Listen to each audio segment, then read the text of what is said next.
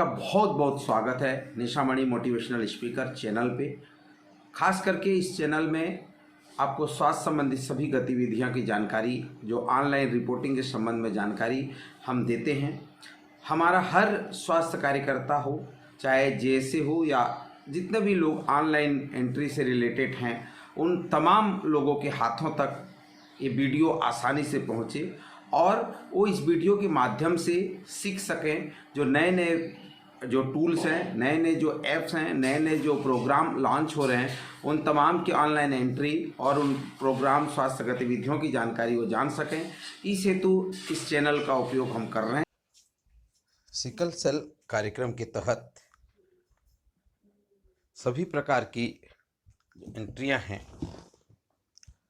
Sickle cell को play store में install करना है, पिन सेट करना है, पिन सेट करने के बाद एंट्री करनी है। इस प्रकार से जब आप देखेंगे तो सिकल सेल में मुख्य रूप से डैशबोर्ड में 3 ऑप्शन आपको दिखाई देगा: registration, test report, view, add result.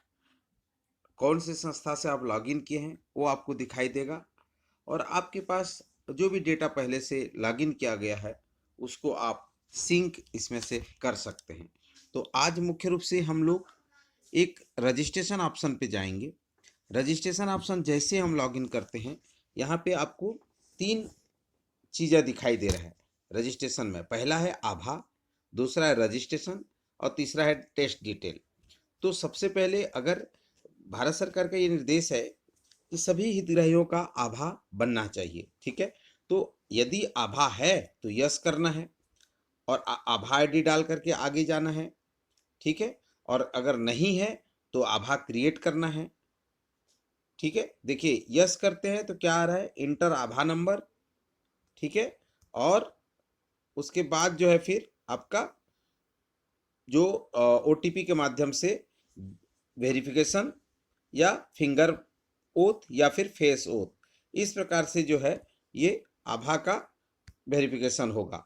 नहीं करते हैं तो आभा के लिए आपको बनाने के लिए बोलेगा, या तो आप आधार के द्वारा या वर्चुअल आईडी के द्वारा।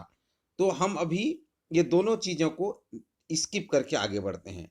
जैसे ही हम स्किप करते हैं तो आभा का पार्ट देखिए ग्रीन कलर में हो गया, क्योंकि हमने इसको स्किप करके आगे आ गए हैं। अब अभी कहाँ पे हम लोग हैं, अभी रजिस्ट्रेशन पार्ट पे हैं। रजिस्ट्रेशन में अब जब जाते हैं तो सबसे पहले देखिए हितग्राही का नाम अपने को पूछा गया है, उसके बाद मेल है कि फीमेल है वो, या ट्रांसजेंडर है, डेट ऑफ बर्थ और एज दोनों चीज़ें दी गई है, ठीक है। जैसे ही डेट ऑफ बर्थ करते हैं तो आपको यहाँ पे डेट चुनना होगा, ठीक है। और मान लीजिए किसी का हम डेट ऑफ बर्थ जो है ये ले लेते हैं और उनका मोबाइल नंबर यहाँ पे लिखना होगा, ठीक है। तो मोबाइल नंबर हम एंट्री कर देते हैं, ठीक है। और उसके बाद उनका मैरिटल स्टेटस हम डाल देते हैं, फिर फादर नेम लिख देते हैं, ठीक है। ये जानकारी जो है आपको एंट्री करनी होती है। एड्रेस हम लिख देते हैं। एड्रेस ध्यान रखिएगा, पूरा एड्रेस लिखने की ज़रूरत होती है, क्योंकि एड्रेस एक ऐसा चीज़ होता है जिसमें ट्रैकिंग करने में आसानी होता है। तो यहाँ पे हम कोटा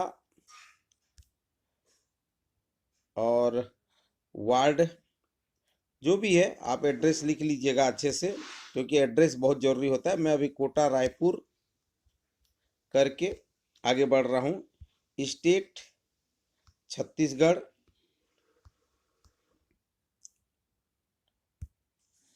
छत्तीसगढ़ मैंने स्टेट डाला तो डिस्ट्रिक्ट पूछ रहा है, डिस्ट्रिक्ट यहाँ पे डिस्ट्रिक्ट नेम मैं रायपुर डालता हूँ। रायपुर डालने के बाद ये अर्बन का है कि रूरल का है, तो ये अर्बन में आता है। म्यूनिसिपल कॉरपोरेशन कहाँ है, रायपुर है। तो ये कौन से कैटेगरी में आता है, मान लीजिए ये ओबीसी में आता है, ठीक है। ब्लड ग्रुप क्या है इनका, ओ पॉजिटिव है। रजिस्ट्रेशन डेट कब है, यहाँ पे रजिस्ट्रेशन डेट जैसे कि करेंट डेट में ये रजिस्ट्रेशन को दे रहा है। आप चाहें तो बैक डेट में भी इसका रजिस्ट्रेशन जो है इस तरह से कर सकते हैं। इतना करने के बाद आपको इसको सेव करना है, ठीक है। और जैसे ही सेव एंड टेस्ट करेंगे तो फिर आगे कंटिन्यू आपको ले जाएगा, ठीक है। क्या क्या जानकारी आपने भरा, यहाँ पे देखिए name, gender, date of birth, age करेंगे तो यहाँ पे एज आ जाएगा। जैसे मान लीजिए 24 साल लिख देता हूँ, 24 साल 6 महीना और 15 दिन, ठीक है, इस तरह से। तो ये मैं डमी डाटा डाल रहा हूँ, इसलिए मैं इसको सेव नहीं कर रहा हूँ क्योंकि लाइव पोर्टल में हम लोग हैं, ठीक है। और उसके बाद सेव एंड टेक्स्ट कर देंगे। तो इस तरह से आपका ये क्या हो जाएगा, आपका स्क्रीन में ये पूरे पोर्टल में सेव हो जाएगा। उसके बाद जाएंगे हम लोग सेव एंड टेस्ट में। तो चूंकि अभी डाटा हमने ये पूरा डाल नहीं रहे हैं तो ये अभी सेव नहीं होगा, ठीक है। मैं वापस आ जाता हूँ, नो, यस। तो यहाँ पे टेस्ट, उसके बाद जैसे यहाँ पे मैंने देखा कि एक यहाँ पे हमने डेटा रजिस्ट्रेशन ऑफलाइन अगर करना है तो टेस्ट रिपोर्ट में स्किप करके फिर आप डाटा डालेंगे, फिर टेस्ट डिटेल में जाएंगे। अगर मैं किसी का डाटा पहले से टेस्ट है, जैसे यहाँ पे एक डेटा डला हुआ है, ठीक है, जिनका यहाँ पे डिटेल, टेस्ट डिटेल यहाँ पे दिया गया है। डिजीज टाइप अगर ये डिटेल है और इसके बाद skip and enter confirmatory test ये कर सकते हैं। डिजीज टाइप आपको यहाँ पे डालना होगा, कौन से मेथड से आपको वो किए गए थे, ठीक है। डेट ऑफ सैंपल कलेक्शन कब था, डेट ऑफ रिजल्ट क्या हुआ, टेस्ट रिजल्ट क्या आया, तो ये जानकारी आपको भरनी होती है। यहाँ पे हितग्राही का सिकल आईडी, आभा आईडी और उनका डिटेल इंफॉर्मेशन जो है पोर्टल में आ जाता है, ठीक है। इसको जब आप करेंगे तो ये रिपोर्ट जो है आपका पोर्टल में सेव हो जाता है, ठीक है। तो ये है टेस्ट डिटेल। टेस्ट डिटेल के बाद जिसमें मुख्य रूप से स्क्रीनिंग और दूसरा है कन्फर्मेटरी। कन्फर्मेटरी में नो टेस्ट डिटेल फाउंड, अभी हम टेस्ट डाले नहीं है इसीलिए ये टेस्ट जो है नहीं आ रहा है। यहाँ पे एड, व्यू और सर्च ऑनलाइन 4 क्राइटेरिया है। मोबाइल नंबर से खोज सकते हैं, सिकल सेल आईडी से खोज सकते हैं, आभा नंबर से खोज सकते हैं, आभा एड्रेस से खोज सकते हैं। सर्च बाय रजिस्ट्रेशन, तो यहाँ पे मोबाइल नंबर एंटर करके आप उसको संबंधितों को खोज सकते हैं, ठीक है। तो चूंकि मैं ये लाइव पोर्टल में है, मेरे पास अभी डाटा उपलब्ध नहीं है, इसीलिए मैं एंट्री इसमें नहीं कर पा रहा हूँ। तो क्या क्या मैंने किया, पहले तो रजिस्ट्रेशन है, ये ऑफलाइन रजिस्ट्रेशन है, ध्यान रखिएगा। इसमें जैसे ही खोलेंगे तो यहाँ पे दिखा देता है, देखिए यहाँ पे क्या लिख रहा है, ऑफलाइन मोड में है, ठीक है।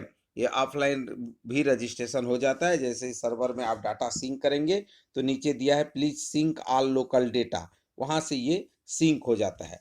रजिस्ट्रेशन ऑफलाइन करके आपका डेटा सिंक हो जाता है। एक बार जब आप पोर्टल में जब लॉगिन करते हैं तो उस समय शुरुआत में आपको नेट की ज़रूरत पड़ती है, अन्यथा नेट की ज़रूरत नहीं पड़ती है।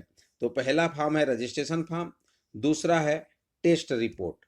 ये दोनों चीज़ें आपके ऑफलाइन हो जाते हैं, लेकिन आपको जब रिजल्ट और उसकी एंट्री करनी होती है तो उसमें ऑनलाइन आपको करना होता है, ठीक है। तो ये चीज़ें आपको ध्यान रखने की ज़रूरत है। तो आने वाले समय में 1-2 केस की एंट्री करके हम आपको सिकल सेल एंट्री को और अच्छे से बताएंगे। प्रथम दृष्टिया पहले तो आप इतना जान लीजिए कि प्ले स्टोर में जाकर के सिकल सेल ऐप को इंस्टॉल कर लीजिए।